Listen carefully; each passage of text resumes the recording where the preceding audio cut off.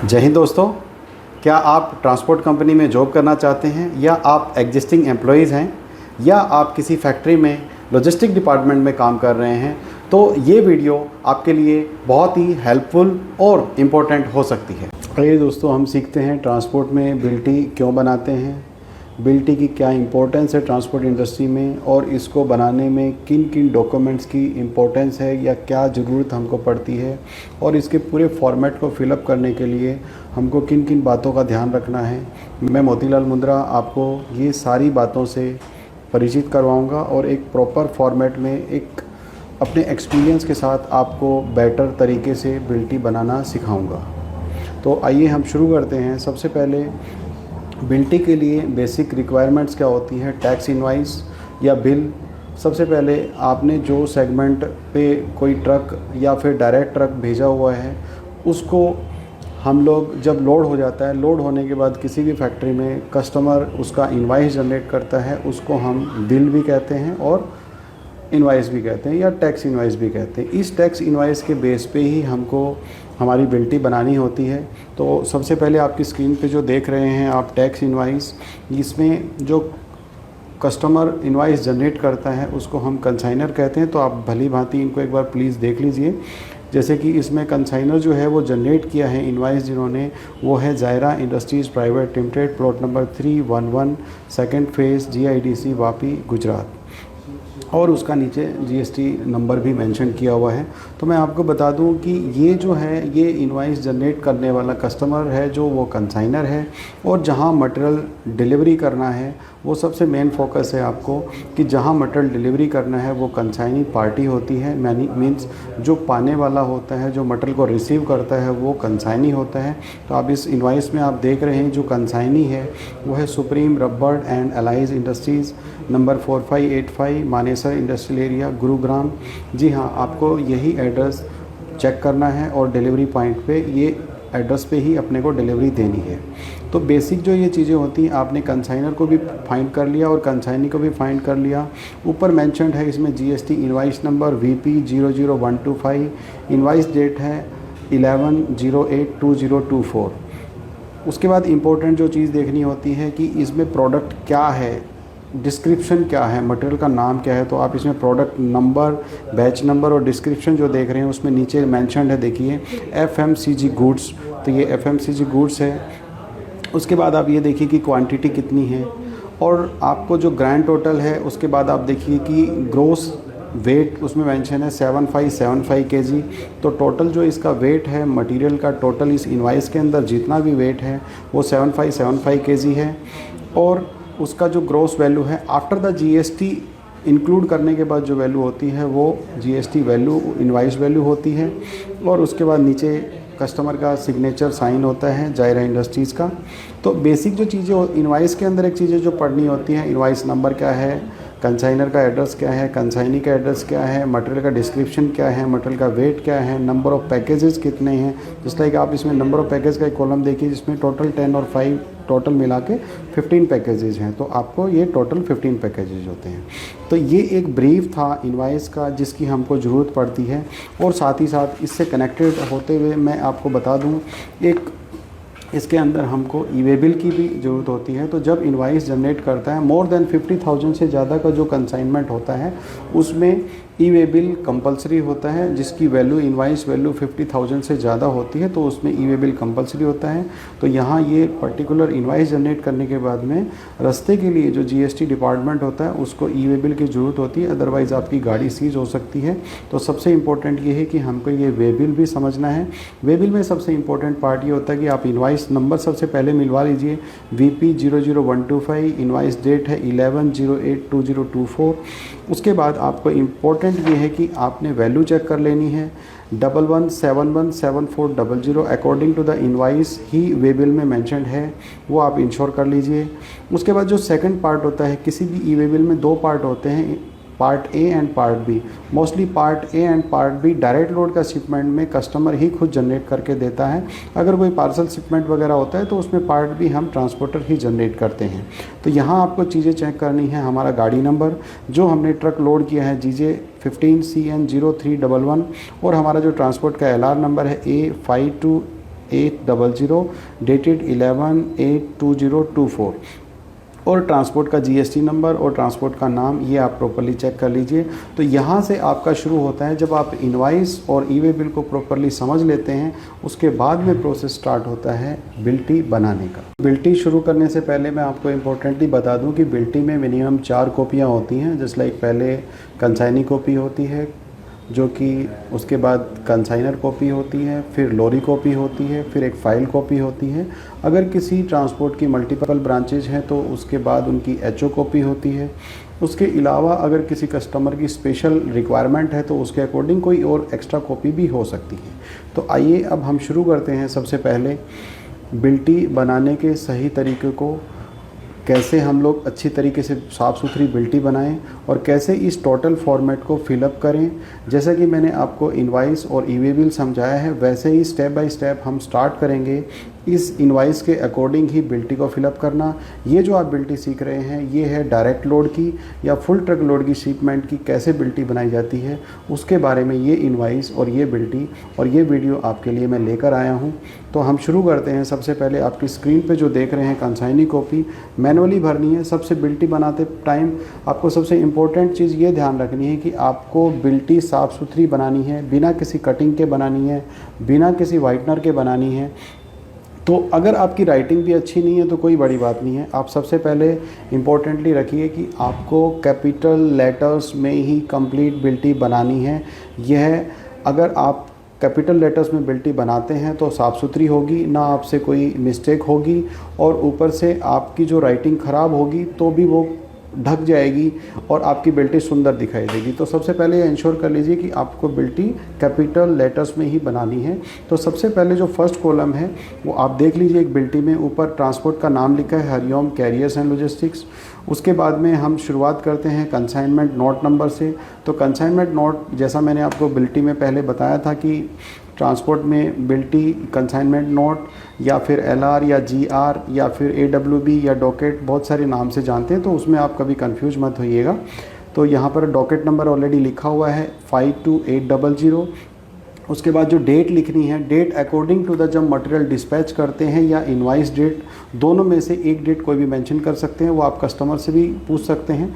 तो यहाँ पर जैसे हमने जीएसटी का इनवाइस हमारे पास मैंने आपको शो किया था, जीएसटी में इनवाइस नंबर है VP00125 और उसका डेट है 11/8/2025।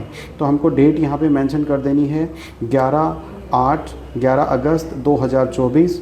उसके बाद में ऑप्शन आता है फ्रॉम का। तो फ्रॉम मीन्स आप कहाँ से ये मटेरियल भेज रहे हैं, तो वो कंसाइनर कहाँ है, आपने गाड़ी कहाँ पे सप्लाई की है, तो वो आप चेक कर सकते हैं। जैसे इनवाइस में हमने चेक किया था कि Zaira industries private limited Vapi का एक कस्टमर है, तो आप उसमें फ्रॉम लिखेंगे वापी, क्योंकि हम वापी से ही वो ट्रक्स को सप्लाई कर रहे हैं, ट्रक को भेज रहे हैं। तो फ्रॉम के कॉलम में हो जाएगा वापी। उसके बाद में टू मीन्स कंसाइनी या मटेरियल जा कहाँ रहा है, तो कंसाइनी के एड्रेस पे हमेशा मटेरियल जाता है, तो आप ध्यान रखिए। तो हम इनवाइस पे आते हैं। इनवाइस में supreme Rubber and allied industries number 4585 Manesar industrial area Gurugram का एड्रेस है, तो हम यहाँ पे मेंशन कर देंगे 2 में गुरुग्राम। उसके बाद नीचे मेंशन हमने कुछ किए हुए हैं, जैसे godown delivery, type of delivery होते हैं। गोडाउन डिलीवरी है, डोर डिलीवरी सीसी अटैच है या डोर डिलीवरी अगेंस्ट सीसी है। तो सीसी का मतलब होता है यहाँ पे कंसाइनी कॉपी और गोडाउन डिलीवरी का मतलब होता है कस्टमर किसी भी हमारे गुड़गांव में अगर हमारा गोडाउन है तो गोडाउन से कलेक्ट करके लेके जाएगा, तो हम उसको 1 नंबर पे टिक कर देंगे, गोडाउन से लिफ्ट करके लेके जाएगा कस्टमर। अगर डोर डिलीवरी सीसी अटैच है तो door delivery consignee copy attached है, तो हम डायरेक्ट वो कस्टमर को मटेरियल डिलीवरी करते हैं। और थर्ड जो कॉलम है door delivery against consignee copy, तो ऐसे केसेस में क्या होता है कि जब कंसाइनी पार्टी हमारे पास हमारी बिल्टी का कॉपी लेके जमा करेगी कंसाइनी कॉपी, तभी हम लोग उसको डिलीवरी करते हैं। ये door delivery against consignee copy होता है। जनरली ये टर्म्स अभी इतनी यूज़ नहीं होती, पहले के टाइम पे पुराने टाइम में ज़्यादा यूज़ होती थी, जिससे कि कस्टमर अपना पेमेंट लेने के बाद बैंक से रिलीज़ कराने के बाद वो कंसाइनी कॉपी रिलीज़ कराते थे, फिर हम उसको मटेरियल हैंड ओवर करते थे। अब आते हैं कंसाइनर के फुल नेम एंड एड्रेस पे। तो आप ये पहला कॉलम इसमें जो ट्रांसपोर्ट की अपनी बिल्टी है। इसमें आप देख रहे हैं कंसाइनर, तो कंसाइनर जैसे मैंने आपको समझाया कि इनवाइस के अकॉर्डिंग जायरा इंडस्ट्रीज़ हमारा यहाँ पे कंसाइनर है, क्योंकि मटेरियल का प्रोडक्शन इसने किया है, डिस्पैच भी यही कर रहा है और मटेरियल यही भेज रहा है। तो यहाँ पे कंसाइनर का फुल एड्रेस हम कैपिटल लेटर्स में लिखेंगे। तो हम स्टार्ट करते हैं लिखना, Zaira industries private limited, plot number 311, second phase, GIDC Vapi, Gujarat. तो यहाँ पर हमने इनका एड्रेस मेंशन कर दिया। उसके बाद में ऊपर एक GST का कॉलम है, GSTIN, उसका GISTN नंबर 24AAACH7409R2Z6। उसके बाद यही कॉलम के अंदर हम देखिए इनवाइस नंबर एंड डेट लिखा हुआ है। तो इनवाइस GST इनवाइस को ही इनवाइस नंबर कहते हैं। तो इनवाइस नंबर है VP 00125 और डेट उसकी जो है 11 अगस्त 2024 है, तो वो हम लोग इसमें मेंशन कर देंगे। तो आप ये देखिए ये कंप्लीट एक consignor full name and address and invoice number और GST नंबर, ये टोटल कंप्लीट एक हमारा कॉलम कंप्लीट हो गया है।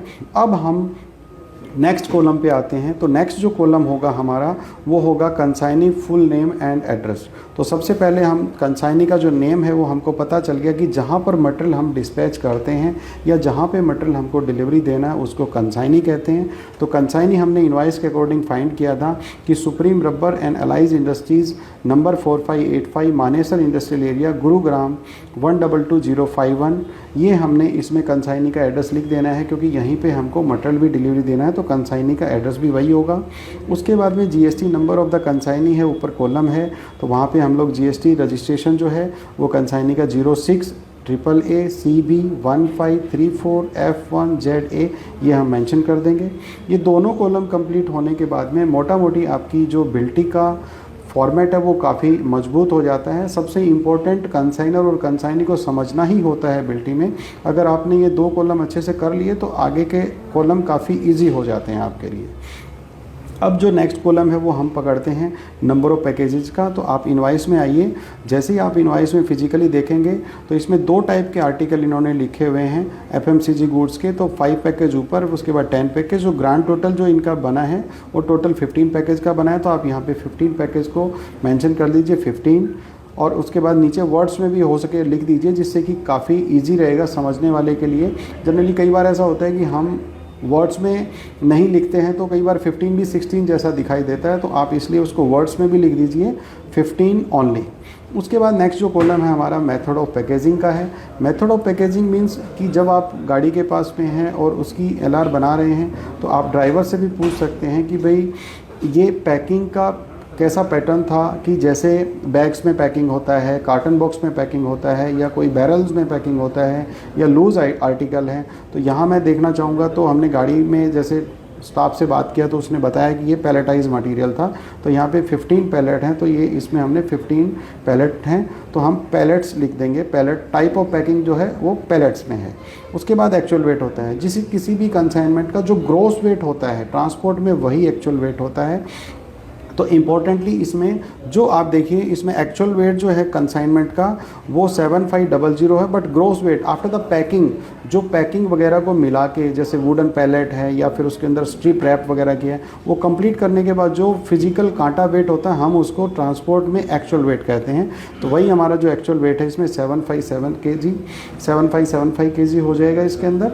और उसके अंदर जो चार्ज वेट है, नेक्स्ट जो कॉलम है चार्ज वेट का है, तो चार्ज वेट में सीक पॉइंट क्या होता है कि जस्ट लाइक हमने अगर किसी कस्टमर को 7.5 टन की कैपेसिटी का ट्रक भेजा है या 9 टन कैपेसिटी का ट्रक भेजा है, तो हम उसके अकॉर्डिंग ही उसमें चार्ज वेट भरते हैं। तो यहाँ पे जैसे हमने कस्टमर को 9 टन कैपेसिटी का ट्रक भेजा है और 9 टन का ही हम लोग कस्टमर से चार्ज कर रहे हैं, तो वहाँ पर हम मेंशन करेंगे 9000 kgs, ठीक है। उसके बाद में रेट है, तो डायरेक्ट जो फुल ट्रक लोड वगैरह होते हैं तो उसमें ज़्यादातर केसेस में फ़िक्स होता है रेट। ऑलरेडी हम पहले से उनके साथ में टाई अप कर चुके होते हैं या सब हमारा एग्रीमेंट होता है, तो उसके अकॉर्डिंग हम लोग वहाँ पे रेट को फिक्स कर लेते हैं।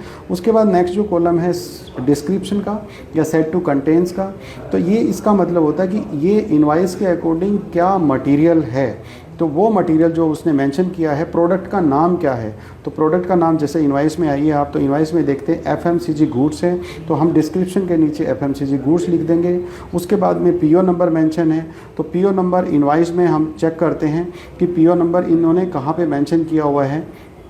तो जैसे कि यहाँ पर पर्टिकुलरली हम लोग देख रहे हैं इसमें पीओ नंबर मेंशन नहीं है, तो वहाँ पर इस तरह के कॉलम हम छोड़ भी सकते हैं। लेकिन अगर किसी कस्टमर ने पीओ नंबर का मतलब होता है परचेज ऑर्डर नंबर, जिससे मटेरियल को परचेज करते हैं कस्टमर, तो इसमें यहाँ पर अगर मेंशन नहीं है तो हम लोग इस कॉलम को छोड़ सकते हैं। नेक्स्ट है ई वे बिल का। जैसा मैंने आपको बताया था कि ई वे बिल जो होता है वो नंबर होता है ई वे बिल का, जिसको कस्टमर जनरेट करता है। तो यहाँ पे ई वे बिल नंबर आपके स्क्रीन पे दिख रहा है 264948629912, ये आपको मेंशन कर देना है। हाँ, इसकी एक वैलिडिटी होती है, तो आपको उसकी वैलिडिटी मेंशन करनी है कि कब तक वो वैलिड है। तो जैसे इसमें लिखा है कि 16 अगस्त 2024 तक ये वैलिड है, तो उसके बाद आप यहाँ पे ये मेंशन कर सकते हैं। उसके बाद आता है वैल्यू ऑफ द गुड्स। तो आप वैल्यू ऑफ द गुड्स लिखते समय ये बात का जरूर ध्यान रखिए कि आपके इनवाइस और ई वे बिल में दोनों वैल्यू सेम हो, तभी आप आपकी बिल्टी में लिखिए। अदरवाइज़ अगर दोनों में मिसमैच होता है तो आप कस्टमर से बात कर सकते हैं जिसने इनवाइस जनरेट किया है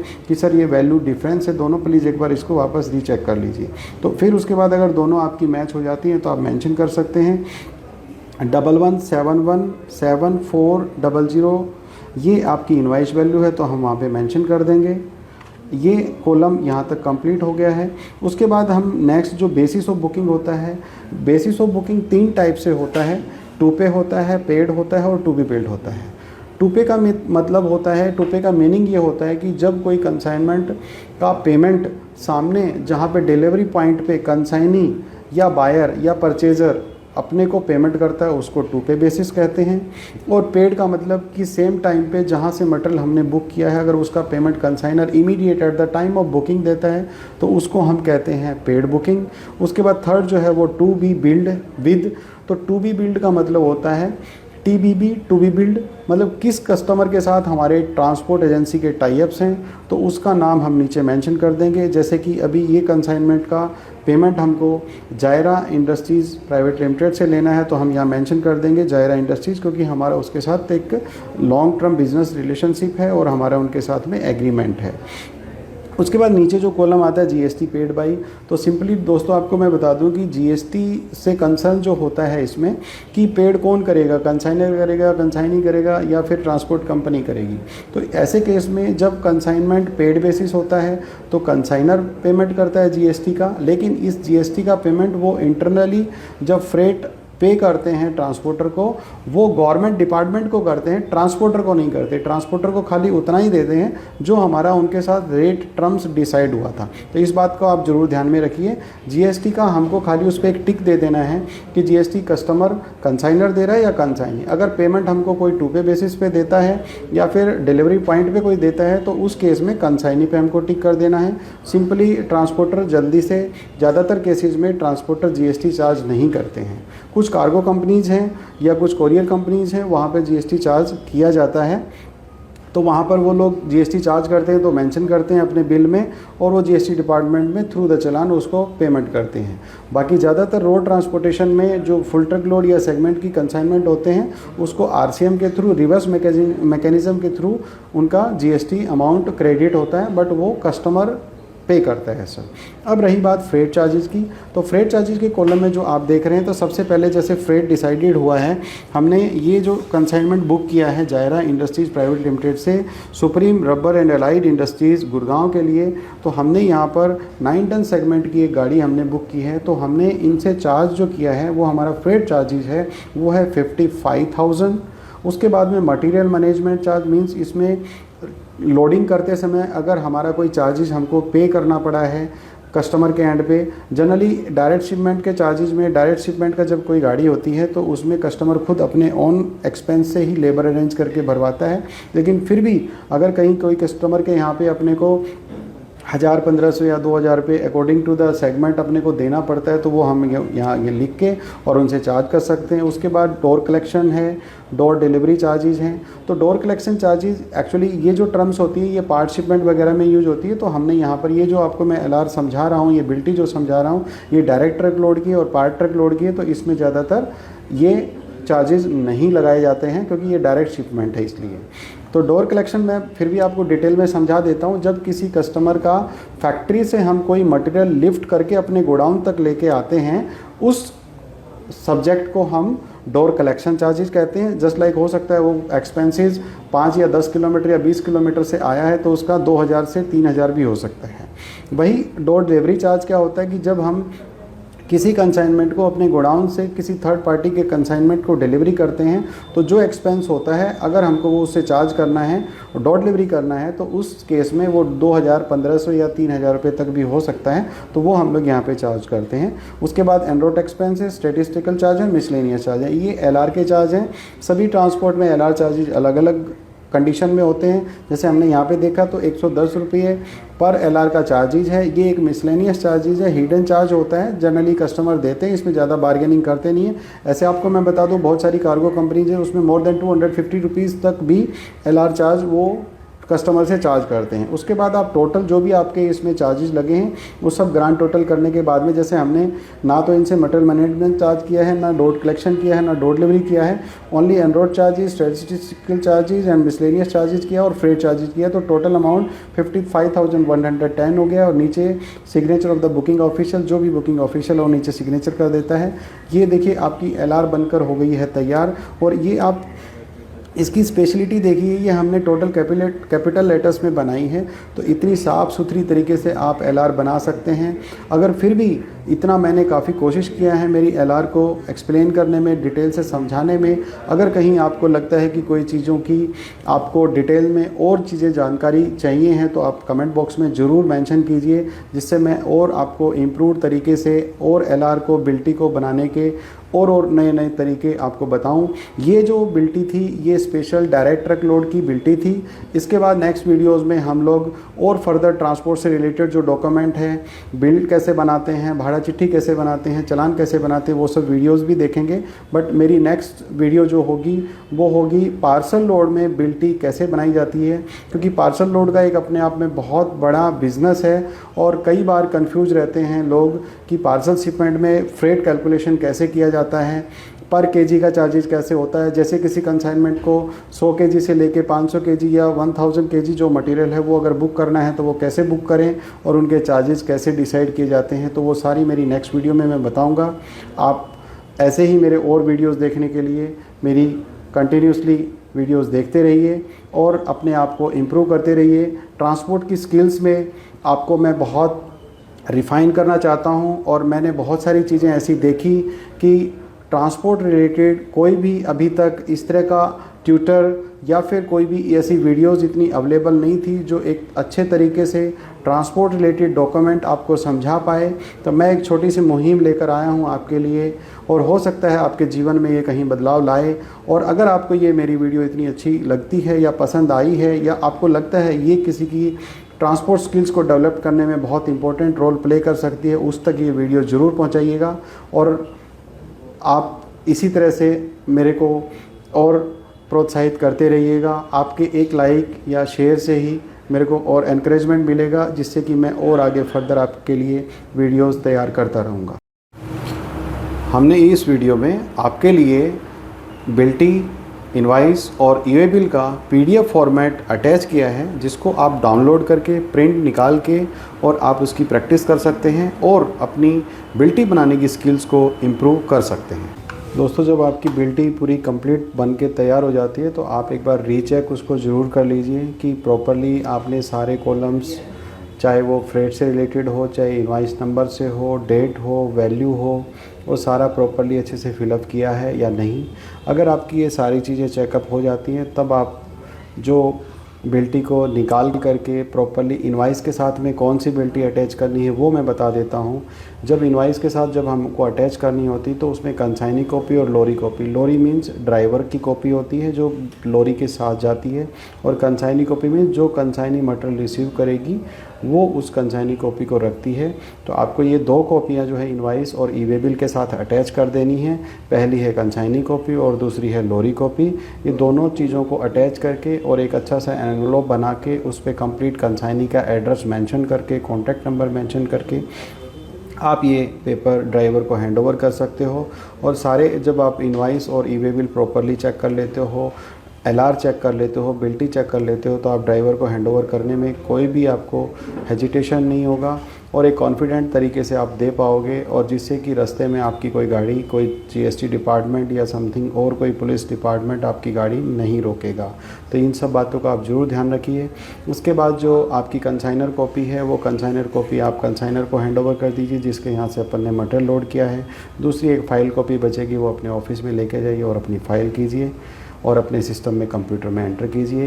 तो ये वीडियो मैं यहीं एंड करता हूँ और आशा करता हूँ कि आपको बिल्टी बनाना अच्छे से आ गया होगा। फिर भी अगर आपको कहीं कुछ ऐसी चीज़ें जो आप एक्सप्लेनेशन में समझ नहीं पाए, या आपको और कुछ चीज़ें समझनी है, या ट्रांसपोर्ट से रिलेटेड आप और किस तरह की वीडियोस देखना पसंद करते हैं, या आपके पास कहाँ कहाँ कैसी प्रॉब्लम्स आप फेस कर रहे हैं ट्रांसपोर्ट इंडस्ट्रीज़ में, तो आप मुझसे ज़रूर बताइएगा। मैं भविष्य में और इम्प्रूव करने की कोशिश करता हूँ और आपके लिए सारी नॉलेजेबल ट्रांसपोर्ट से रिलेटेड नॉलेज मैं शेयर करूँगा और आपकी स्किल्स को मैं और इम्प्रूव करूँगा। दोस्तों, अगर आपको लगता है ये वीडियो किसी एक पर्सन की भी लाइफ में ट्रांसपोर्ट स्किल्स को इम्प्रूव करने में हेल्पफुल हो सकती है, तो आप ये वीडियो उस तक ज़रूर पहुंचाइए, क्योंकि आप जानते हैं छोटे छोटे प्रयास ही ज़िंदगी में बड़े बदलाव लेकर आते हैं और इसकी शुरुआत आप आज ही कर सकते हैं। जय हिंद।